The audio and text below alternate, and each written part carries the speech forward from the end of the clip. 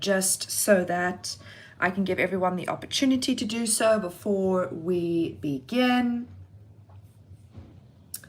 Just a reminder also, if you are watching this for the first time, just remember that you need to change your settings if you are going to be watching this on your phone, because what happens is your phone tries to save data, and because it's trying to save data, the image might be blurry to you. So just to say this for everyone's here now, make sure that the quality of your video is turned all the way up so that you can see the page very clearly. If it is blurry, it is probably a you thing, not a me thing, because I'm streaming at a higher quality and maybe your data is just the problem. Okay, I'm going to give everyone a couple more moments to just join the live. And good morning, everyone. So glad that you're all here. I'm probably going to do another live lesson tomorrow for you as well.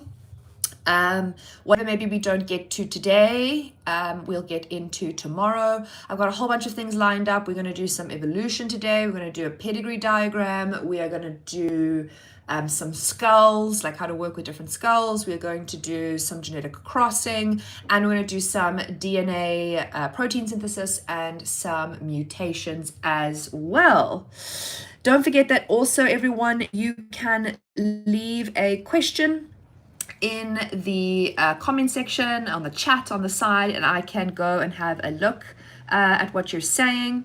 I'm not so certain what time I'm going to do tomorrow. What time should we do? Do we think in the, let's say the mid-morning, or are we feeling later afternoon? I want to know what you guys, I feel like you want to do it earlier in case I say something you don't know, and then you want to go home. You're home, but you want to study it later in the afternoon, if that makes sense. People are like late afternoon, morning, afternoon, morning. Oh, there's so many. Morning, late afternoon, morning. Oh, I feel like there's more mornings than afternoons, although when I say that, then more afternoons pick up.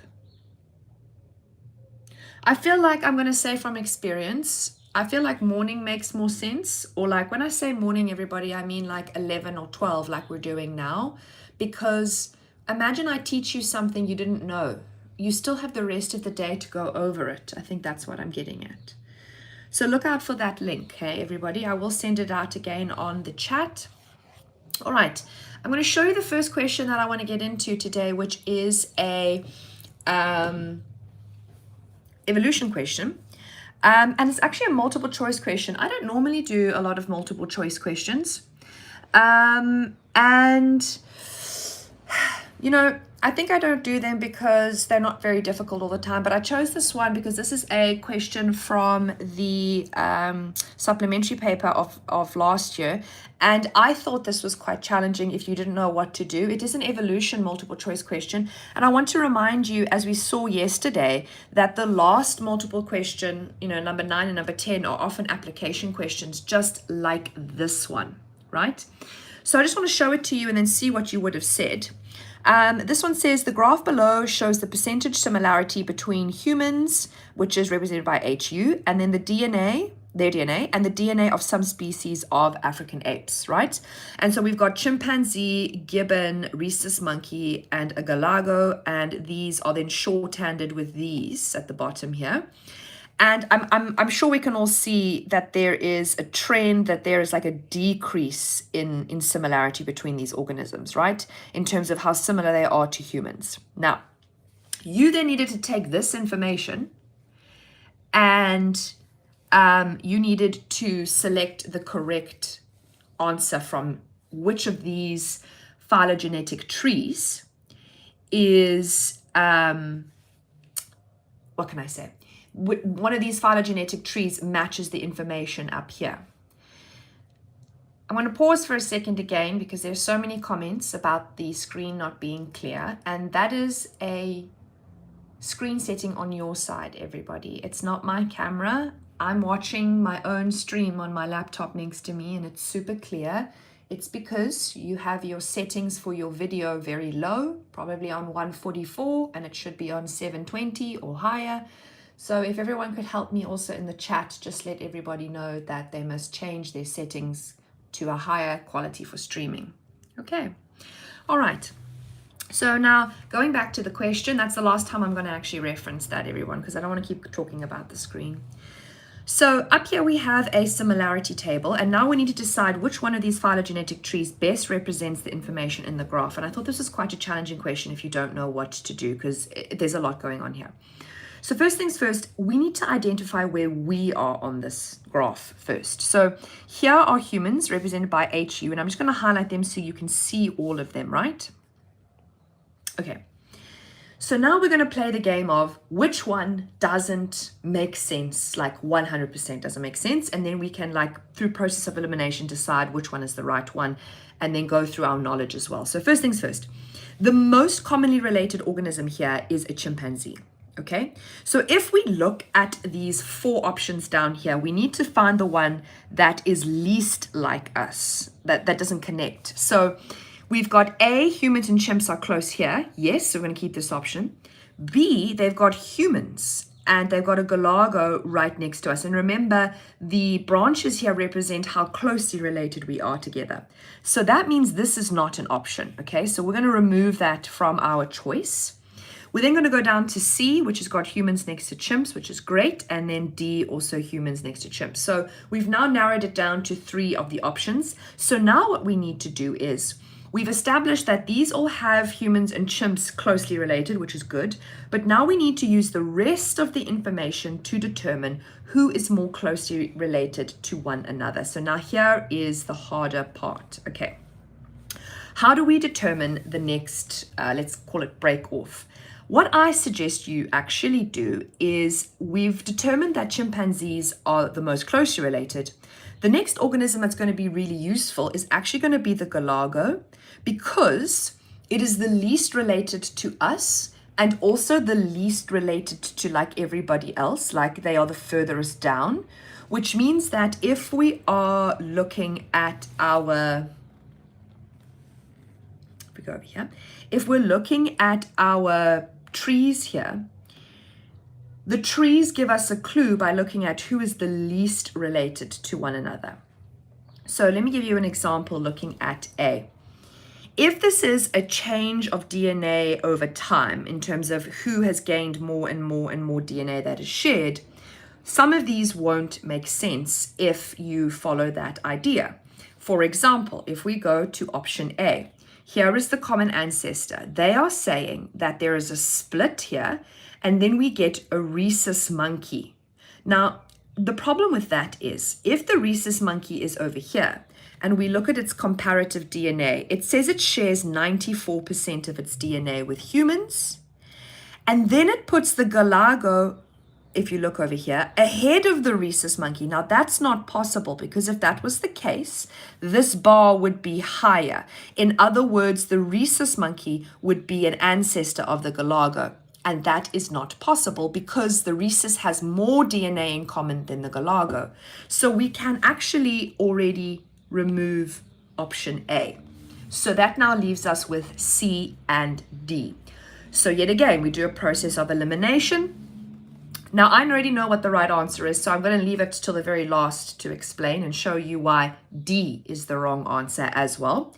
D says that there's a common ancestor, and then there is GA, which is a gibbon, which is 96%. Now, everybody, if you think about it, if chimpanzees are the most related to us, and then gibbons are the second most related to us, oh, I've locked my tablet. Why would they put the gibbon at the bottom over here? That wouldn't make any sense, okay? Because if they did, yet again, the galago gives us a little clue. Sorry, the galago, not the gibbon. The galago is the least related to us, okay? So putting it here, oh, sorry everyone, I keep locking my tablet. If they put it down here, fine, maybe that's true.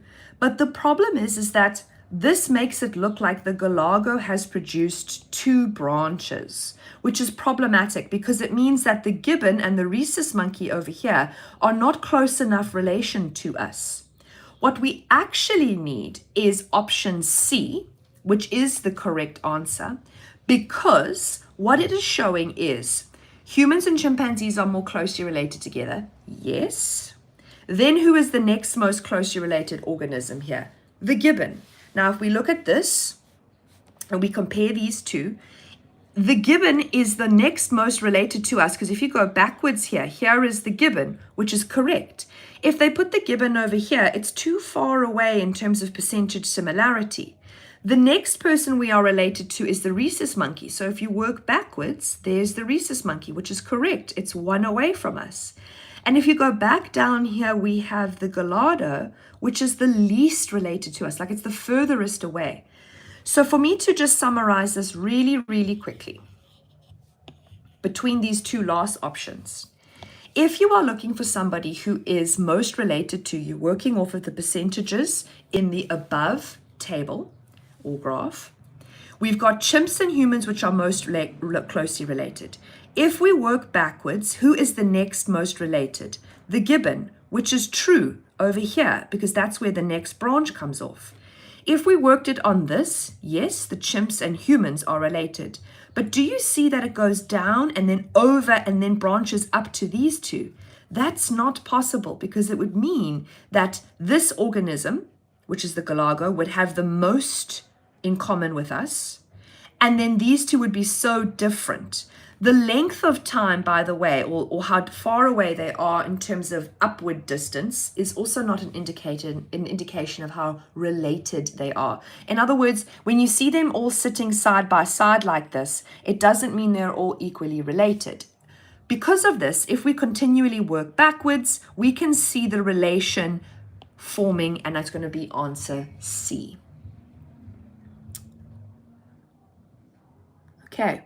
This was a difficult one, and even myself, when I first saw it in an exam, I had to take a quick second to pause and figure out what it is. Remember, you are working backwards. For those of you who are struggling with this one, you are using the genetic similarities and you're working backwards. You're going to go from the most related, then look in the diagram, who's the next related? It was the gibbon. Then who was the next related? The rhesus monkey. And the only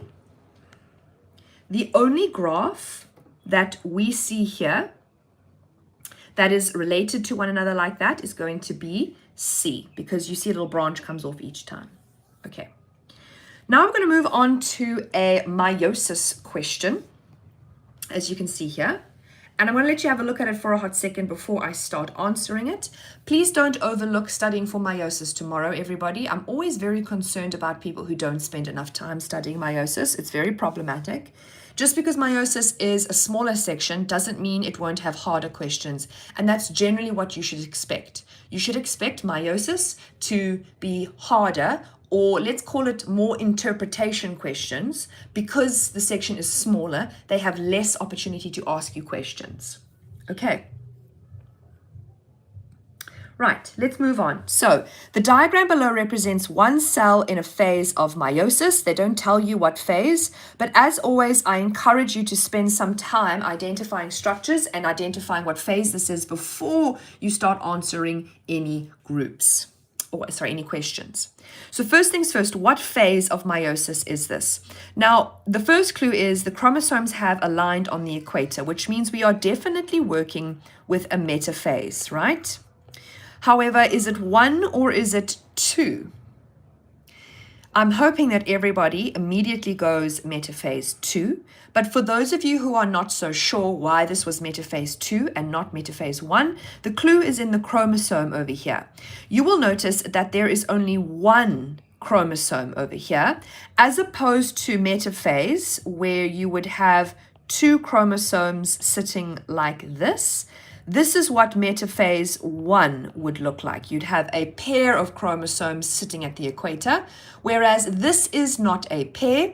They are simply just chromosomes in the same cell that are waiting to be separated. They are non-homologous pairs. Okay?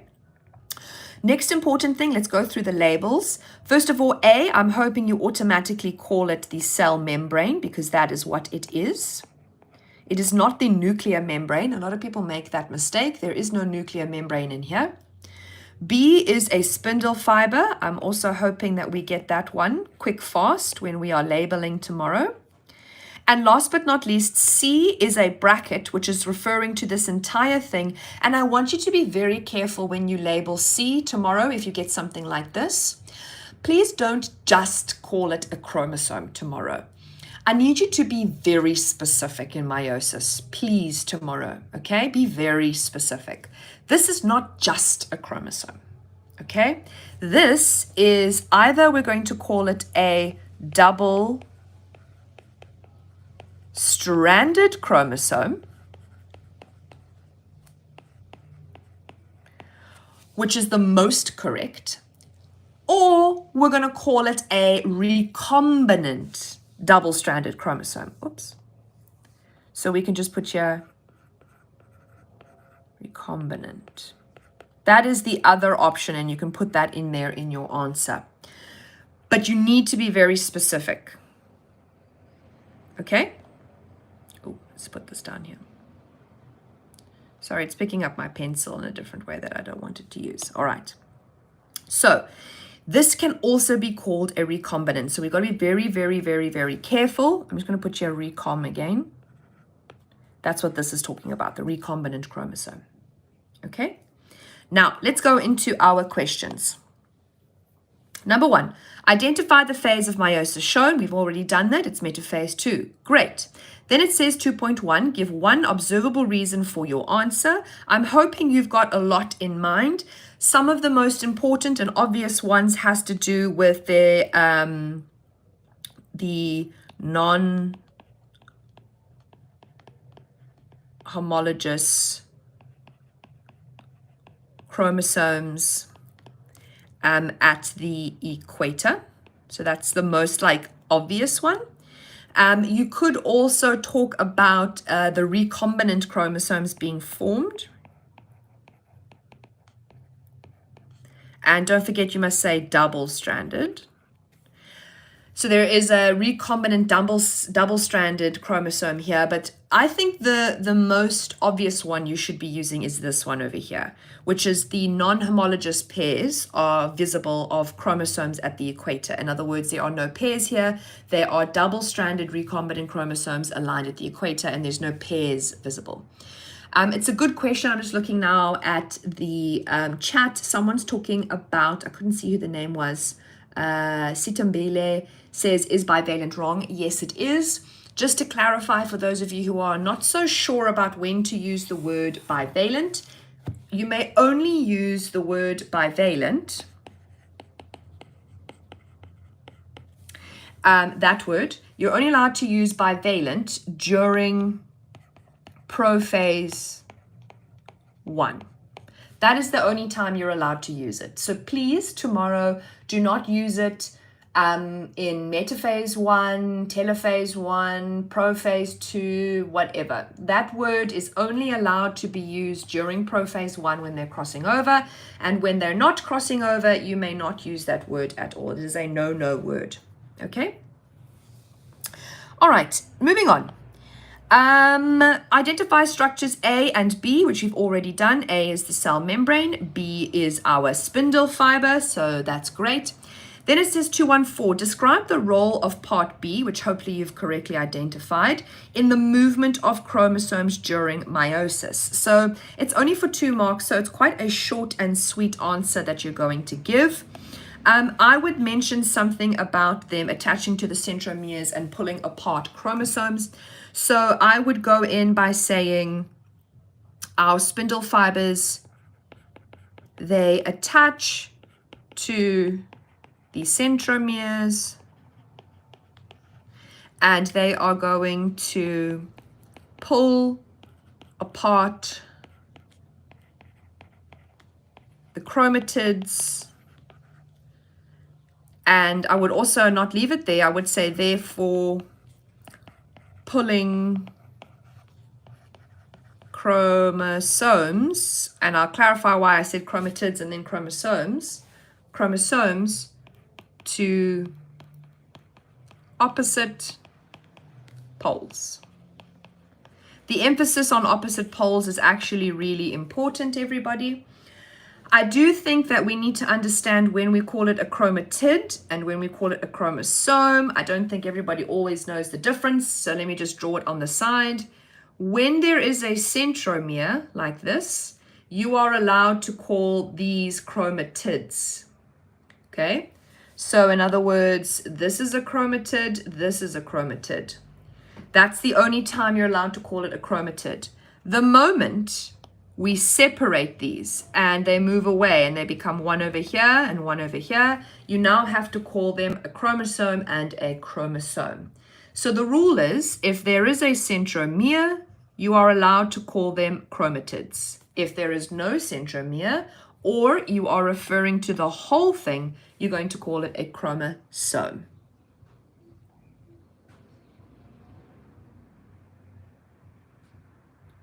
I'm just having a look at everybody's comments and having a quick squiz.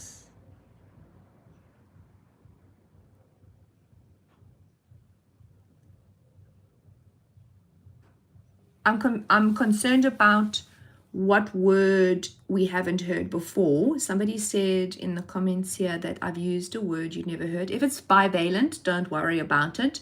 It's not a compulsory word to know. Ma'am, what is the difference between a recombinant and a normal chromosome? I'll quickly tell you before we move on to our next question. So in prophase 1, you would have a double-stranded chromosome like this and another double-stranded chromosome like this. Sorry, I haven't made them the same size. They move towards each other, right? And they would start crossing over. So they're touching each other like this. Now, what's happening is they're exchanging DNA at this point. Remember, we call that point chiasmata.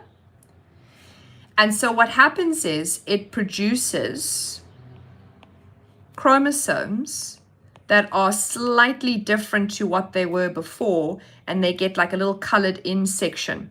And we call this a recombinant. It's recombined. Now, what I'm actually explaining here is actually really important for the next question over here, because we actually have to draw something like this in the next question. I want to also remind you that because you drew a graph on Friday, you probably will have to draw a diagram on Monday or a table. So those are the two things. And we're also going to practice drawing a table today as well. So going into our next question, it says draw a labeled diagram of structure C as it would appear in the final phase of the meiotic division, and we want to show the correct shading, which is really important. So if we go back up to the diagram here, we are going to draw structure C as it would appear in the final phase of meiosis. Hopefully we all know what the final phase of meiosis is. It is telophase 2. So what is the structure going to look like? So I'm just going to quickly sketch what our chromosome looks like right now. This is what it looks like right now. Okay, as is. Now remember, we are going to separate these two chromatids from one another. There's a spindle fiber here and there's a spindle fiber here. Now that means that you could draw either one of these two chromosomes. So what I would do is I'm going to draw both of them to show you, and I would draw a little cell if I need to. You don't have to in this instance. Here are my cells, and I would put the one chromosome in with the shading because it's going into the opposite cell, and I would put the other chromosome not shaded. It's also really important to put in some labels because remember, it does say a labeled diagram. So I would label this as a recombinant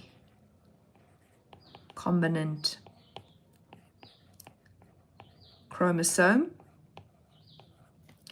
And this is not a recombinant chromosome because you see it's just as is. And so you probably could just put this. It's also called a parental chromosome, if you didn't know that, when it's unchanged. In other words, there's no little shaded in thing. It's parental. It's the original. It's unchanged. We can also label here cell membrane. And by the way, everybody, when it comes to these diagrams, we must always include a heading. Remember that. So I've just put my little straight line down at the bottom. We need to give this a heading. Before I go on, I just want to see someone has put some questions in or some comments. Let me just scroll down. Let's have a look. Isn't it 4 daughter cells? So Sonki wants to know, why am I not drawing 4? Because it's just asking for chromosome C, which is this. It's not asking you to draw the other chromosome. So that's why you're not drawing 4, you're just drawing 2. It's a good question. Let's see. Somebody asks, Chomotso, I think that's Chomotso, asks, are we not supposed to say chromatids? This is not a chromatid, everybody. Remember, I just explained the rule is you can only call them chromatids when there's a centromere present, like this picture here. When they are separate, like here, they're now called chromosomes. Okay, now we need a heading for this. So I would put something, and I can't just put telophase 2 here as my heading, because I need to sort of like include some of this data over here. So I would put something like diagram. I'm not going to write out the whole word diagram, but diagram showing structure C, and then I would put in telophase 2 at the end. Why, ma'am, did you include this and not just put telophase 2?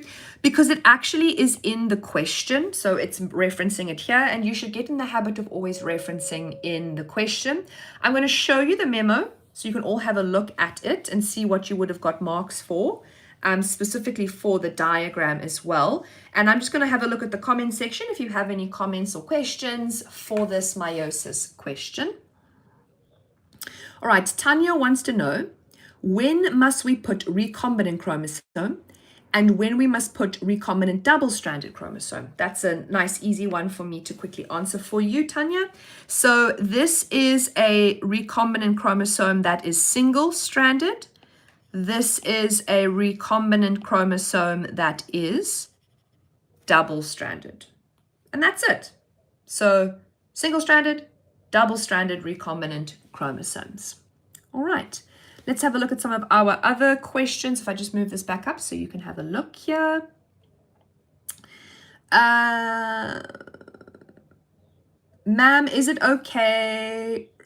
Rafue wants to know, ma'am, is it okay to call them replicated chromosomes? That's a good question. No, unfortunately. You need to stipulate that it is actually, no, I take it back, Rafue. You can call them a replicated chromosome, yes. Anna, ma'am, can you call any chromosome with exchanged DNA a recombinant chromosome? Yes, you can, in any phase.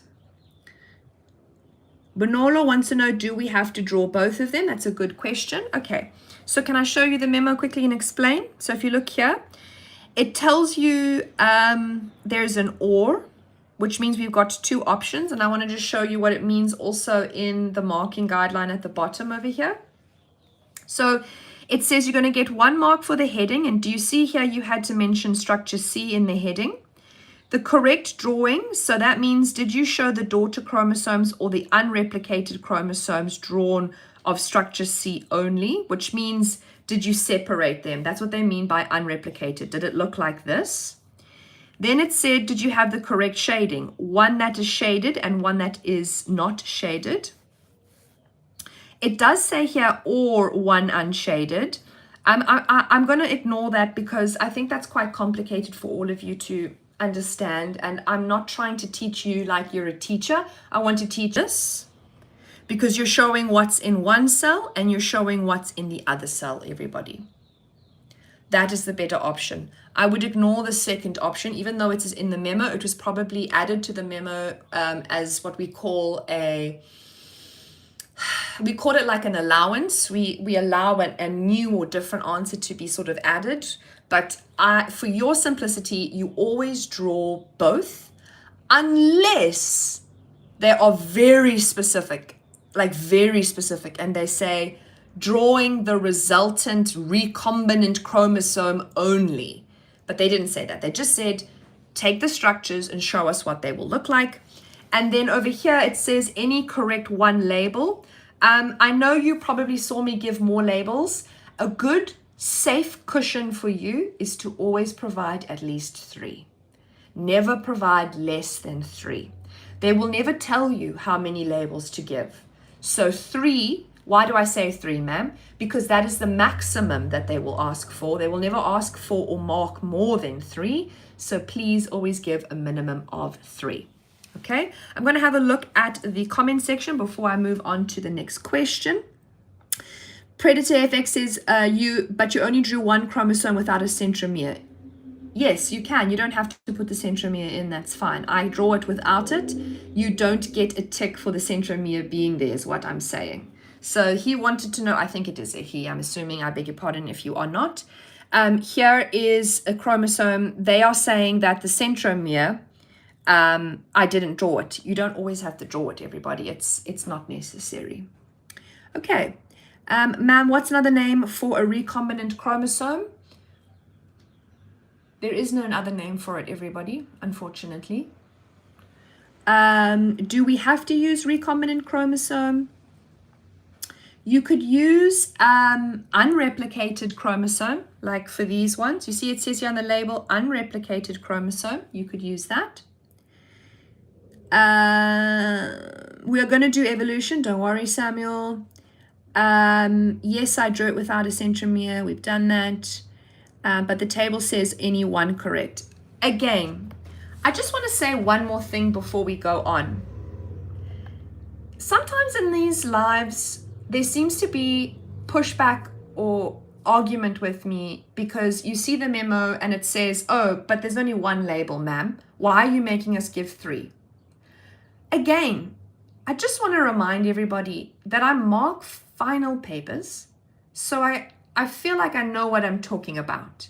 By all means, do what you need to do.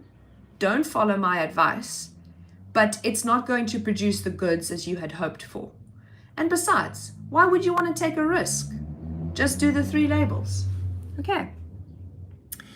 Bhavana is confused about the difference between chromatids and chromosomes. I'll say it one last time before we move on. If we look at this structure over here, this whole thing is a chromosome.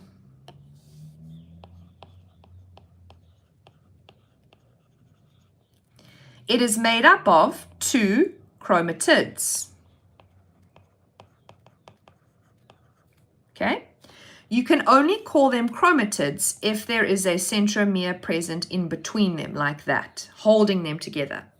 The moment it is separate, like this, picture here, we call this a chromosome.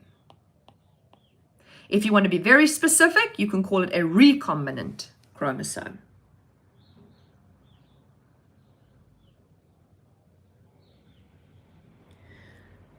Joshua, I hate to break it to you, but a chromosome is 2 strands, but a chromatid is not a single strand. Guys, this is not a chromatid. Okay? And again, everybody, you can disagree with what I'm saying, but I'm speaking from a place of knowledge. Okay? All right. I'm going to move on. Otherwise, we won't get on to our next questions. So, let's move into a DNA question.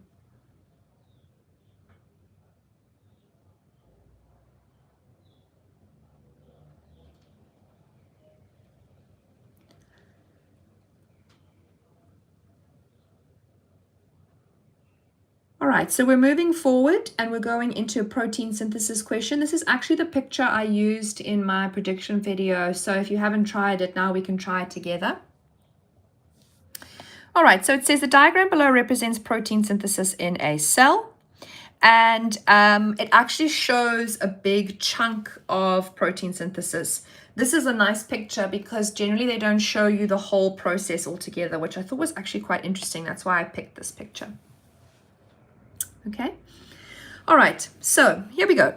Remember, first things first, we must always identify everything in the diagram before we move on so we know we're comfortable. I'm just going to start off with X, just not because it's just the first letter on this side. This label out here, I'm hoping everybody sees it as the nuclear membrane.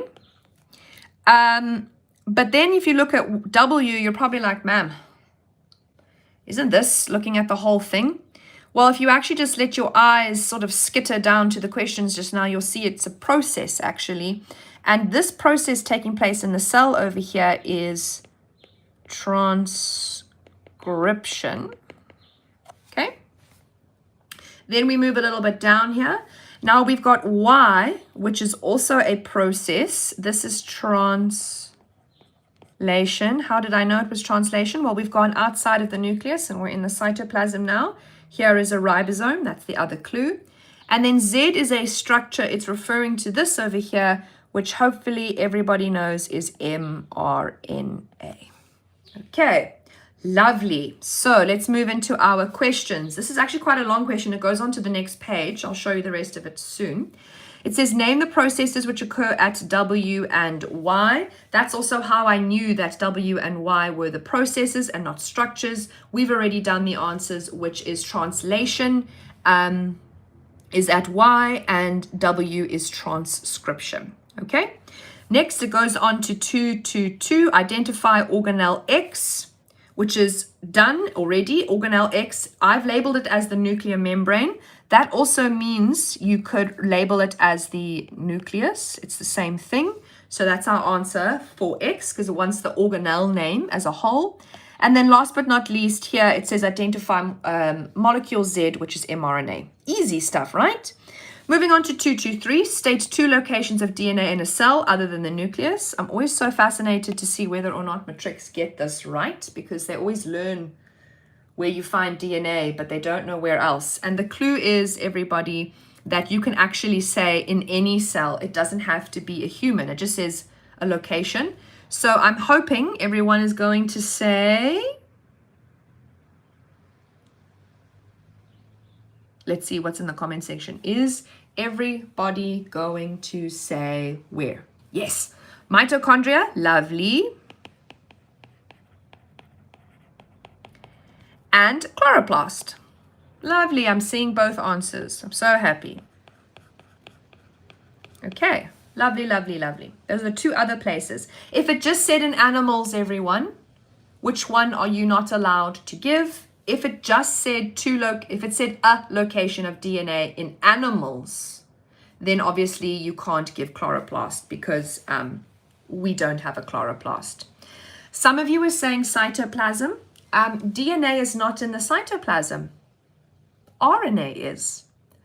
That's a very common misunderstanding. And that's probably because, remember, maybe you don't know that DNA can't be in the cytoplasm. DNA is not allowed to be in the cytoplasm because it can get damaged. It can only be in the nucleus. All right, let's move on to this last question here. It does actually continue on to the next page. It gets more difficult. It says, describe the process at W, and this is a whole 7 marks, which is wowzers, trousers, everybody. That is it's a lot of marks for you to miss tomorrow. I keep saying tomorrow. I beg your pardon, Sunday. Monday. It's a lot, guys. So what is process W? Well, hopefully you correctly identified process W earlier, which is transcription. And all of you should be using the guideline for that. Nobody here should be making up transcription off the top of their head. Nobody should be using their textbook. Nobody should be using anything else. The only thing that I will say that you could use would be my study guide, because I wrote the study guides one with the guideline.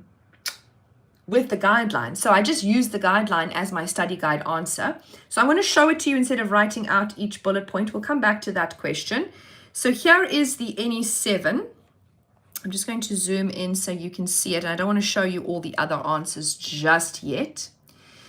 So here are your NE7 marks that you could have given. So this comes from your guideline, everybody. The double helix DNA unwinds, tick.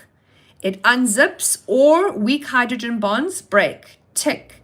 it forms two separate strands. If you don't say two, you don't get that mark. One strand is used as a template. If you don't say the one in the beginning, you don't get the mark. To form mRNA. Using free RNA nucleotides, and please always tell us what nucleotides you are using. Don't just say nucleotides. So using free mRNA nucleotides, the mRNA is complementary to DNA, tick, or you could go A joins to U and G joins to C. This is an alternate answer. And last but not least, mRNA has the coded message for protein synthesis. So there's actually 1, 2, 3, 4, 5, 6, 7, 8 marks here. And that doesn't leave you a lot of room to get anything wrong, does it? There's only 8 options, but you have to give 7 of the 8. Why are they so specific? Because it's an easy question, because it's just a recall. It's like just remembering a paragraph answer off by heart. So that's why you have to get it perfect to get 7 out of 7. I'm going to have a quick look here at your comments before I go back to the question. There was somebody speaking about bullet points over here. Caitlin, bullet point or paragraph? Okay. Again, I'm going to tell you this for your own health and like mental health and getting this right, and also to tell you what I am told when we go marking. Bullet points are the devil. They are bad. And I'm going to tell you why. What happens often when candidates, matrics, write in bullet points is they forget connector words, which often are really important. So ma'am, what do you mean by a connector word? Well, sometimes what happens is people are writing these 2 points over here, and they write them as bullet points. But do you know what they do? They say DNA unwinds, unzips, tick, tick, forms separate strands, and they forget the connector word too. They go on to bullet point used as a template, and they don't include one strand. They then go on to talk about the mRNA is complementary, and they don't write out mRNA. They just say it is. They just say it is complementary. So there's an easy way to go around this, everybody. Okay? Very easy. Very, very easy. Just use full sentences disguised as bullet points. So write a sentence per line and write it out in full. Do not let your answers roll on to the next line without these connector words or connector phrases I've put in green. That is the danger of bullet pointing. If you don't believe me, that's okay. But I'm telling you that more often than not, people who bullet point their answers often don't get full marks because they leave out important connecting words. Okay? Abby wants to know if you identified it wrong, would you lose all 7 marks? Yes, that is the danger. Okay. Let's see, ma'am, do you have to say it unzips or can you say weak bonds? Yes, you could say either one. This is a slash here. So you could say unzips or you could say weak hydrogen bonds, but it's the same point, so it's not double ticked, if you know what I mean. Okay. All right, I'm actually going to go back to the questions because this is the first part of the question. I want to show you now the application that went with this. So this is actually the rest of the question. It sat below this, and you're definitely going to see something like this tomorrow, everybody. They have to test this knowledge of yours. All right, so this one says the table below shows some tRNA anticodons, which I actually liked, and that's why I chose this question, because generally they don't show you tRNA, they give you mRNA normally, but this is different. And it tells you this is the tRNA anticodon. Here is the amino acid that joins it. Please, please, please be very careful of what this is. This is tRNA. Most exams have mRNA. So please be so careful tomorrow when you read the question, because it's going to affect how you can answer this. And you'll see what I mean now. Number 225, so it's continuing from our previous diagram. Name the DNA-based triplet that codes for serine. So now what are we going to do? we are going to go to the table and we're going to find serine. Here is serine, right? And its tRNA is UCG. I'm going to write that down here, UCG. That is the tRNA. That is not the DNA-based triplet. And already some people just write this as their answer, and that's how they get it wrong. Let's go slowly. Let's convert it to its mRNA so that we can eventually get it back to DNA. So if we're going to convert it to mRNA, what is our complementary base to U? It's going to be A, C is G, and G is C. Now we're going to do one more conversion to get it to DNA. So remember, in DNA, A joins to T, G joins to C, and C joins to G. I'm going to let you just absorb that for a hot second there. And that is the step-by-step way of how you can do it. Some of you are able to just jump straight to this answer, and that's great. It's phenomenal. But for everyone else who's a little bit uncertain of themselves and you're not so sure, you can do this in pencil on your question paper and then give this as your final answer. If you did do this, by the way, on your answer paper, please label it correctly, like I've done here, so the marker knows you're showing you're working out and that this is your final answer. It just is a nice way to show them that you're trying to work out the answer, but I would actually just do this in pencil on my question paper. Okay. All right, here we go. Next question. It says, name the first two amino acids coded for by molecule Z in the diagram, and the molecule is read left to right. So what molecule they're talking about, I just need to go back to this picture because remember it's an extension of this question. And it says it wants the first two amino acids, and we are reading from right to left. Okay.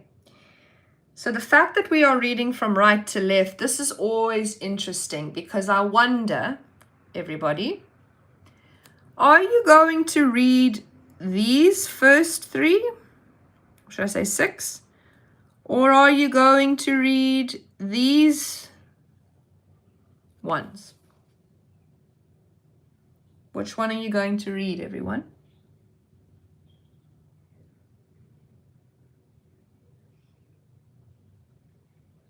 Let's see. It is left to right, so left to right. That's the clue.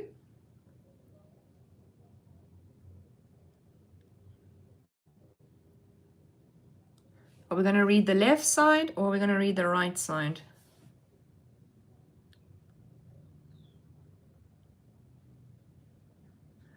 Just while everyone gives their answers, Tando wants to know, are we able to write in our answer booklet at the back? Please don't, Tando. It's not great when you write it at the back. You have so much extra paper in the question paper. Just do the working out on the question paper. All right, everyone's saying left. I'm so happy. Yes, yes, yes. Yes, yes, yes. Yay, yay, yay. So to confirm that, right, we are going to go from left to right. We're going to start with UAC. I'm just reading it here so I can copy it over when we go across here. We're going to go UAC, and what was our other one? So that's the first, oops. That's the first codon, which is this guy over here. And then the second codon is this one here, which is GUA. Remember that these are both mRNAs. Okay. So now the question says, first two amino acids coded for by molecule Z. So please don't fall into the trap of just taking these and going automatically up here and finding them. You've actually got to convert them into a tRNA. So let's quickly do that. The matching tRNA for here would be AUG. So let's have a look. Is there an AUG? Yes, there is over here. So that means our answer is tyrosine. And then the next one is GUA, so that would be CAU. So let's see, is there a CAU? Yes, there is. Valine, right? So we're going to answer valine. Okay, and those are our first two amino acids. Alrighty then. Okay, so that is how I calculated that, and I took that straight out of our table, if you're not so sure. Okay, moving on to our next question. It says, what is the change in the sequence of nitrogenous bases in a DNA molecule called? That's like a one-word answer. Everyone should know that. What is the change in the sequence? That would be a mutation. If you wanted to be like super specific, you could call it a point mutation. That's like super specific. I'm hoping everybody knows that. But you could just call it a mutation. You don't have to call it a point mutation. That's just being extra. Okay, 227. It says the codon CUU, the codon CUU, let me get my highlighter. The codon CUU, the last codon on molecule Z, changed to CCU. So there's a change here. Explain the effect it would have on the particular protein. Now, again, when we get these changes, please always just like confirm that a change actually happened. Oh, look, my iPad again. And I'm going to show you what I mean by that. So I'm just going to write this all out for you. So let's just walk you through this. So the codon used to be CUU. It is now CCU. Okay, this is the codon. Let's just put here what the tRNA is. So that would be GAA. This is the tRNA, everyone, if you're curious as to what I'm writing. And then this one would be GGA. Okay. So let's confirm, did anything change? Now, the only way to determine did anything change is if you look at what particular protein molecule you're making based off of the table. So let's see here. CUU makes GAA, which I've just calculated now, which is leucine. Then I said it's turned into CCU, which means it's GGA, and here's GGA, here it is. So now here are our two changes. We were making leucine, we're now making proline. So that means we have changed the protein. Sometimes they don't change the outcome, which is very interesting. And I'm hoping that some of you would know that sometimes happens, is that different codons can code for the same amino acid. For example, do you see there is an amino acid here for valine and one for valine? Their codons or anticodons are different, but they both code for the same thing. I just wanted to point that out to you very quickly. So now how are you going to explain the effect it would have on this particular protein? So first things first, it's out of 3. And remember, we have to give statement, reason. That's always how we structure these answers. Okay?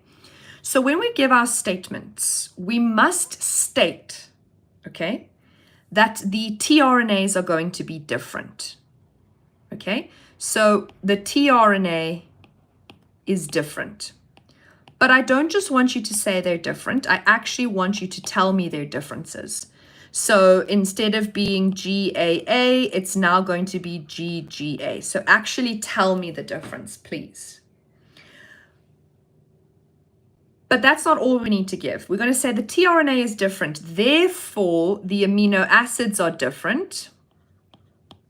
And actually tell me the amino acids, please. So actually tell me one is going to make leucine and the other one is going to make proline. And our last reasoning is going to be, therefore, there will be a change in the protein formed because you would have changed one of the amino acids. I'm just going to pause there before I move on to our next question. Kutsazo wants to know, what is the difference between a gene mutation and a chromosomal? A gene is like if here is my piece of DNA with A and T and C, we're changing those letters. So it's a piece of DNA. A chromosomal mutation is when you get a whole extra chromosome. So you get a whole extra chromosome by accident. That is the difference between a gene mutation and a chromosomal mutation. And yes, we'll need to know that for Monday.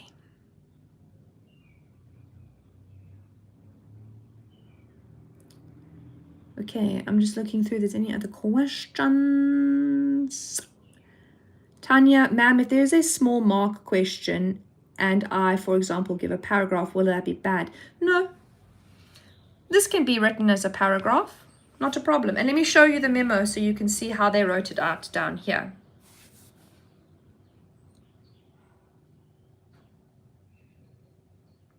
Okay, so you can see they actually, that's what they said. They said an anticodon will, oops, let's just get rid of my pen and go back to my highlighter. The anticodon will be this, not that. So the last amino alloid will be this, not that, and therefore a different protein. Or you could have said no protein at all, but I wouldn't normally say no protein, or I'd just say a different protein. You see, easy peasy. All right. I think what Hamad wants to know, please could you explain the purpose of translation? That's very straightforward. The purpose of translation is to create a protein based off of the mRNA message. That's it. That's the purpose of translation. Translation is translating codons, mRNA codons, into a protein. That's it. For those of you asking if this video will be saved, yes, it is. It's always saved at the very end, and actually it automatically uploads once we're done. So if you just wait about 10 minutes or so after the live is finished, it gets automatically put up on my page for you to watch later. Do they ever ask how a DNA profile is made? That's a good question. No, they don't. They don't need you to know in-depth detail of gel electrophoresis. They actually just need you to know the words, these two words. This is all you need to know. Gel electrophoresis. That's all they need to know. And that they use something called restriction enzymes. Those are the only two words you need to know. You don't need to know how they like break it up, put it in, put the electrical current through it, nothing like that. Okay. All right. Quickly before I move on, I'm going to show you the next question. I'm going to answer some of your other questions so you can see what we're doing next. We're going to do a human evolution question next. So some of us are asking, will I do another live tomorrow? Yes, I will be doing another live, and I'll do different questions and therefore different sections. This live is going to probably go until the end of this question. I don't like to keep the lives on for too long, just an hour or so. And then tomorrow I'll do another like hour long or so, maybe hour and a half, depending on how many people join and what we ask, and we'll do more questions. I'm going to do more topics tomorrow. Okay. Right. Alfred wants to know, ma'am, would they ask about a gene mutation? Yeah, they could just say, what is a gene mutation? And you just need to know the definition, which is the change in order of nucleotides. That's all. What is, Tando wants to ask, explain the role of transcription. The role of transcription is to copy the DNA code and transport it out of the nucleus in order to form an mRNA molecule to form a protein eventually. Okay. Alrighty then, guys. Yes, tomorrow we will be joining again. I'll probably do it in the late morning, early afternoon, because then you can watch it, and if there's anything you've missed in studying, you can spend the rest of the afternoon going over it. All right, let's go into humans, and this is probably going to be our last question today, and then tomorrow we'll do more different topics than today. All right, question 3, it says diagrams A and B show the ventral, which means bottom view, of two skulls of organisms. They don't say who is who, they're not drawn to scale, and they tell you that this structure over here is the foramen magnum. I'm hoping all of you know that that is one of the most important structures when it comes to identifying the skulls and bipedalism. So, again, if you can, you don't have to, but if you can, could you guess which one is the human and which one is the non-human? And there are a lot of reasons why I'm going to say which one is which, but I'm hoping we already can determine that this one over here is the human, and I'm going to put you non-human because we don't yet know what it is. I could actually tell you what it is, but I don't think they will expect you to know just off the top of your head. They never do, okay? They are, however, going to ask, you'll see now when we go through the questions, how did I pick what I picked? So I just want you to take a second to just note a couple of things in the diagram. Number one, the foramen magnum told me which one was which. Okay. The next thing is the shape of the palate. That also told me which was the human. And lastly, the canines. The size of the canines also told me who was who. So there are actually three things in this picture. So let's go into our questions now. It says, which diagram represents the skull of a bipedal organism? That is going to be person B, which is humans. It might not be a human, but I'm pretty confident it is a human. Then go on to our next question. Give one visible reason for your answer to question 3.1.1. I've given us 3 reasons now. So you could have done the location of the foramen magnum. But if you're going to just say location of foramen magnum, do you see it's for 2 marks? You can't just say location of foramen magnum. You actually have to say it is more forward. That's really important. You are not, and I repeat, not allowed to say it is more central. That it will be marked wrong. You may not use the word central. All you have to say is it's more forward or more back. That's it. Okay? Another one, if you didn't go with that one, although that's probably the only one you could have given if I think about it, because you can't talk about the palate shape or the teeth because those don't indicate bipedalism, do they? None of them do. So it's only the foramen magnum that we're going to give here. So we're going to say the location of the foramen magnum is more forward. That's going to give us 2 marks. Right, next. 3.1.3 says tabulate 2 visible differences between the upper jaws in the diagram A and B that represent trends in human evolution for 5 marks. Guys, that's 5 marks for nothing, hey? That's for free. You can get 5 out of 5 so easily there. Okay, when you're drawing a table, number 1, you always must have a heading. That's very important. Number 2, you need to make sure that your table looks like a table. This is the most simple format of a table, literally drawing a T, but you guys are all in grade 12, so I would expect everybody here, oops, my app just closed itself. Sorry about that. There we go. You should be able to draw a table, guys. So this is what your table should be looking like. Okay, nothing less than this. So first of all, we must give a heading, and so our heading is going to be something like table showing visible, I'm just going to shorthand this so it fits, differences between A and B jaws.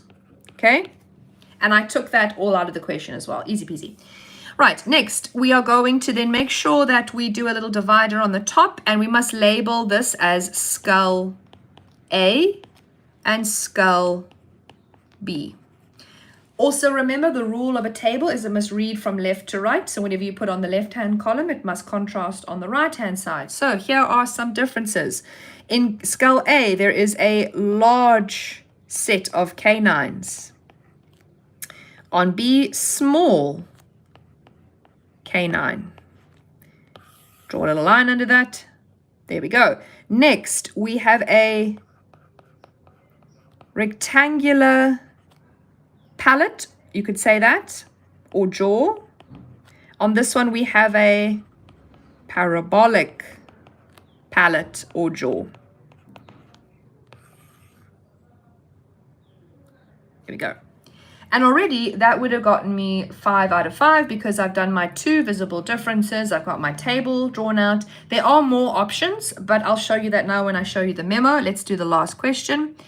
Number 314, it says explain the significance, which means the importance, of the shape of the spine that is associated with the skull in diagram B. So let me just draw a picture so we're all on the same page. If you are a bipedal organism, your spine is a S shape. So this is where your skull would sit on top of it like that. And this is a very exaggerated S, but that's the shape of your skull. So now you must explain this significance. It's only for 2 marks. And because it's an explain, we just need one statement and one reason. You must give the significance of the shape associated with the spinal cord. Now, what is the significance of an S-shaped spine? So our statement, an S-shaped spine supports bipedal, let's call it locomotion. Reason, by distributing weight evenly. And what I mean by evenly is this is where your hip bones are, by the way. These are your shoulders over here. So it sort of like curves down through your neck. So here would be your arms. And what you want is a nice central support like that. That's why you want an S shape, because it really allows us to distribute the weight evenly. So it's all about distributing weight evenly. There are some alternative answers to this one. So let me show you the memo, everybody, so you can see. All right. Now, what's interesting about the one I've just done now is there's a compulsory mark there. So I'm going to go back to that one and show you what you must give. But just to show you here in the table, these are all the options you could have given. Large canines, rectangular jaw. You could have gone more protruding jaw or prognathous jaw, and diastema present or absent. A diastema, if you're not so sure what that is, let me just go back to the picture here and zoom in. It's not so clear here, but there's like a space in between the canines and the next teeth, so that you can have the canines, they lock into one another, and so there's a space between the teeth. Humans don't have diastemas. Okay, but those are our options. You'll see it says mark the first 2 only. That means that if you gave 4, then the first 2 are wrong. We can't mark the second 2. We mark the first 2 and we move on. You'll see you get 1 mark for the correct table and any 2, so that gives you 5. You'll see there's no mark for a heading here. Please don't leave the heading off. Some years they give you a mark for the heading, some years they don't. So please, please, please don't assume that they won't give you anything. Always put a heading. Now I want to get to this one at the bottom here. You see it says a compulsory mark and then any other 1 mark. The compulsory mark is stating the S-shaped spine. And now you've got options to support upper body weight, which links to my answer of it being evenly distributed. Or you could have said a shock absorption, or you could have said for flexibility. So keep in mind that when you do an explain question, you must state the spine shape, which it supports bipedal location. And maybe I'll do that now so you can see what I mean, because it's S-shaped. I didn't include that in the beginning because I thought that was obvious in my drawing. I thought that was obvious there. So statement, it supports bipedal locomotion because it's S-shaped. Why? Because it evenly distributes weight. That is the same as saying support upper body weight. It means the same thing. Your markers will read it the same way. Or you could have said S-shape for shock absorption or S-shape for flexibility. Okay. Somki wants to know, is bipedalism a type of locomotion? Yes, it is.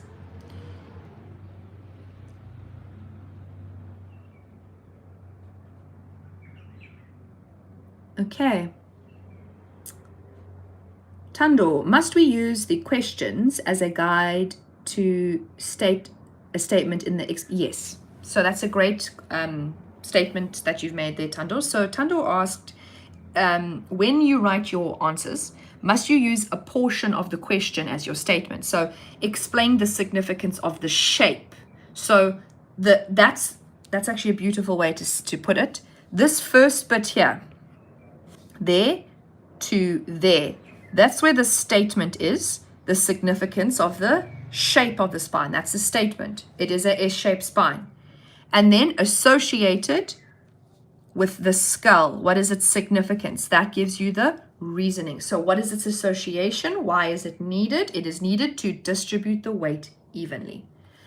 Statement and reason can also be in your head. You would do this. You would go, if I have this, then I have that. That is another way to think about it when you structure your answers tomorrow. I keep saying tomorrow. Sorry, everyone. On Monday. Okay. Ma'am, what exam are we doing tomorrow?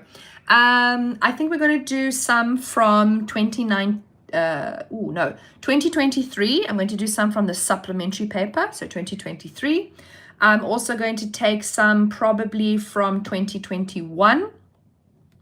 And I actually already have a question in the wings for tomorrow, which is this one we're going to do tomorrow. This is the 2023. You'll see here, this is the question we're going to do tomorrow. It's a pedigree question and then a genetic cross. And I think that's all I have saved, for tomorrow. And that one's coming from 2023. I'm going to add in more tomorrow for everybody. And I think that's where I'm going to end the live. Don't worry if you've just joined. This will go and be saved and you can go watch it again later. Sayita, if you preferred the if and then, the if and then by all means do that.